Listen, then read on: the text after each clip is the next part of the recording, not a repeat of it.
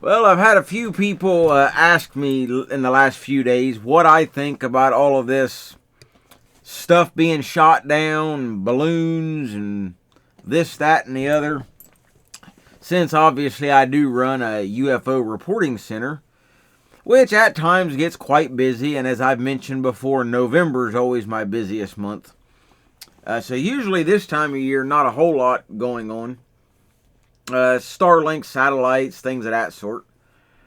But in this case, this is something totally different. Now, we know the first object, as you can see from the fourth, was the Chinese spy balloon.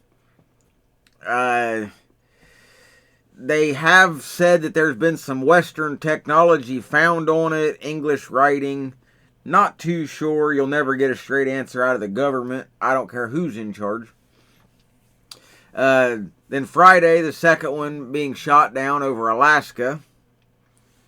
But the most interesting one was from today, the 12th. And that was the one that was down Lake Huron. It has came out since it happened that there's a good possibility that it could be the same object that was spotted over Montana that they said was a radar anomaly. I didn't hear that asked during the press conference, but some senior officials and different military personnel have said that possibility, not for sure. So what are these things and where are they from? That's the two biggest questions. During the Pentagon briefing, they did state that they do not want to call them balloons. They're calling them objects because they're definitely just not sure. They really don't know where these things have came from, what they are. And it's also worth noting, this is the first time in the history of this country that we have ever shot down anything over U.S. airspace. Now, if you know a little bit of ufology, back in the 40s, I believe it was, there was what was known as the Battle of Los Angeles. Lots of ground-based weapons were fired at an object for quite a while. And there were even a few individuals that were injured from shrapnel and what, nothing severe, but there were some. One lady had a piece of shrapnel in her knee, not from the actual event, but the way I understood it, the shrapnel was in her yard. She didn't know it. She was out playing as a kid, and that's where it came from. And they was able to confirm that it was from the same type of weapons that was fired during that event. So that was pretty interesting. So this would be the first time they've ever actually downed anything. Not the first time we've shot at anything. So there's a big difference. But in this case, they've downed it. One question that I had that was actually brought up during the press conference was, why didn't they use a gun? You know, these planes have got cannons of different sizes. Why didn't they just use a bullet and shoot it down instead of a big missile? Well, the pilots, evidently, and other personnel as well, said there was a lot less likelihood of them being able to hit it with a bullet. With a missile, it had heat sinking capabilities and other IR capabilities, infrared and things. So they went that route. It was just a lot more likelihood they would hit their target. And there could be some truth to that. With a bullet, like any other firearm, you pretty much have to just line it up, take your shot, and that's that. Once you pull the trigger, it's out of your control. But with a missile, they've got tracking capabilities. Once they lock onto a target, if the target moves or does anything, it can still follow it. They're not perfect, but they're a lot more likely to hit the target than what just a bullet, regardless of size of bullet. But the most interesting thing to me, and probably to a lot of you all, is what I'm going to play in this clip. It's not a long clip, but I'll play it and then we'll go from there.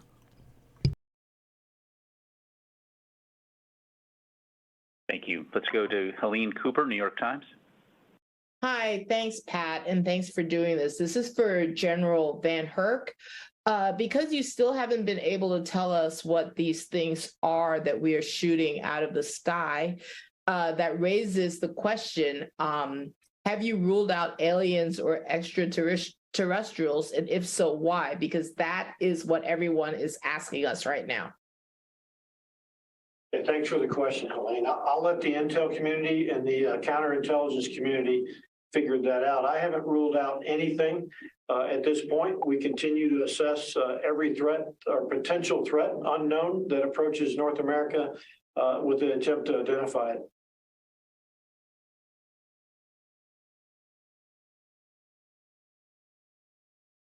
So, as you heard straight from the old Pentagon, they can't rule out extraterrestrials. Interesting. And the reason I say interesting is they've admitted toward the end of this press conference that they have video of some of this, pictures, video, that kind of thing, before they shot it, which is typical. Well, I know they haven't had a very long time to look at anything. This just happened, a few hours ago. And the others, were just in recent days that they haven't recovered yet, except for the initial balloon that they've got. But it makes you wonder. It should be pretty simple, I would think, if you've got a video and pictures of something to determine, is it Earth-based or not. Now, granted, they've had like the Tic Tac object that was seen off the coast of California with the U.S. Nimitz battle group when they were training. Couldn't really say much about that either. But in this case, you would think that they would be able to have something. But as of right now, they're not saying one way or another. But from the years of research and things that I have done, UFO related, one thing I've learned: the more they want to tell you about it, the less likelihood you can believe them. So if they start coming out and talking about all this stuff, and it's this, it's that, nah, that's just not likely. The quieter they are, the more likely that it's something that, well, let's just put it this way, that they can't control. Now, there is something else to add to all of this that I've seen brought up in multiple places. And there very well could be some truth to it. I don't know. All of a sudden, we're getting all this talk of UFOs, balloons, this, that, and the other. Okay, well, what else is going on right now? Well, if you don't pay attention to a lot of news, you may think not a whole lot. But there's actually a list. You got the guy from Pfizer that was on video talking about them wanting to mutate viruses and whatnot for profit, for more vaccines. So you've got that. You got a lot of credible information saying the U.S. is what blew up the Nord Stream pipeline over Russia-Ukraine area there. Third, you've got all your big tech companies. Info's been coming out a lot from Twitter since Elon Musk bought it, and some from other places, that they've worked right along with the FBI to censor information about a whole laundry list of things. To censor not only Americans, influence elections, etc. So that's coming out. You've got a potential reveal of the Jeffrey Epstein client list, the big pedophile ring. And lastly, but no, probably one of the more important events, was the deadly train wreck in East Palestine, Ohio, which is close to Pennsylvania, a few hundred miles from me. Quite a number of railroad cars had crashed, derailed, I guess. Caused a huge fire, killed thousands of animals in the area, wildlife, pets, and things. The train cars were hauling vinyl chloride, which is used in making plastic. Very toxic chemical. It burnt for a while, and it was still being released out of the tanker cars under pressure. So the police department there got the bright idea to blow it up to release the pressure. Now there's reports of animals dying up to 100 miles away. The governor was there. I'm not going to get into too much of him, but the governor was there. They arrested a journalist. I guess he was a nationally known one. I wasn't familiar with him personally, but he got arrested for being there and doing his own filming. So they're really keeping it hush-hush. And granted, I am a couple hundred miles or so from there, but it's been, I would say 95% media blackout. They're not talking about this event. And it's been labeled by some that know about this kind of stuff as potentially the worst chemical disaster in the nation's history, even calling it Chernobyl-like. Granted, this is not radioactive, but just in terms of the destructive aspect. So we got a whole bunch of stuff going on. So it stands to reason that no one person or even group can research everything. It's just too much. So, the best thing I can say is to just pay attention the best you can. And a little tip too, the way I like to watch the news. And I don't care what news media you want to watch. That's totally up to you, and I'm not going to get into none of that. But they all have something in common. A ticker that goes across the bottom of the screen. The best way I've found to watch the news, now this takes a little bit of effort, but it pays off in the long run. Mute the news. Put it on mute. Don't need to listen to them talking heads. They're as clueless as the rest of us.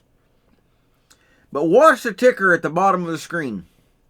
It usually repeats every so often. Watch it all the way through. And if something catches your attention, a topic, because that's usually a little sentence at most, kind of make a mental note or jot it down, and then research that topic. Look it up yourself. Come to your own conclusion. News media is good for finding out about events or topics. It's the explanation part that's the problem.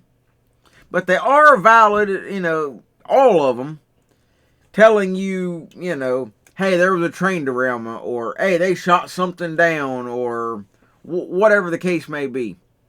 They're all talking about it, but you don't need them to explain it. It's like listening to the president, quote unquote, and,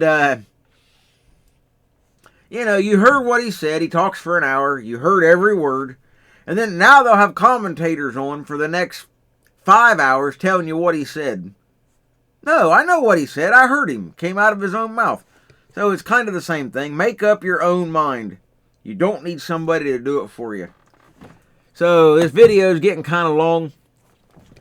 So I'm just going to leave it here. But regardless, like I say, pay attention. Are these things extraterrestrial? I don't know. I have no way to say one way or another. Is it possible? I think it could be. Could it be what has been hypothesized is extraterrestrial in origin, but no actual beings on board? Kind of your scout ships like you've seen in some of the science fiction. They send out their drones to see what's what before any entity hops on board and comes checks out things for himself. So, I don't know.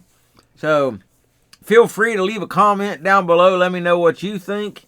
And if anything else comes up from this, which I'm sure it will, I doubt they're done shooting things down. But anything else comes up, I'll be sure to make another video. So, as always, stay safe and keep looking up.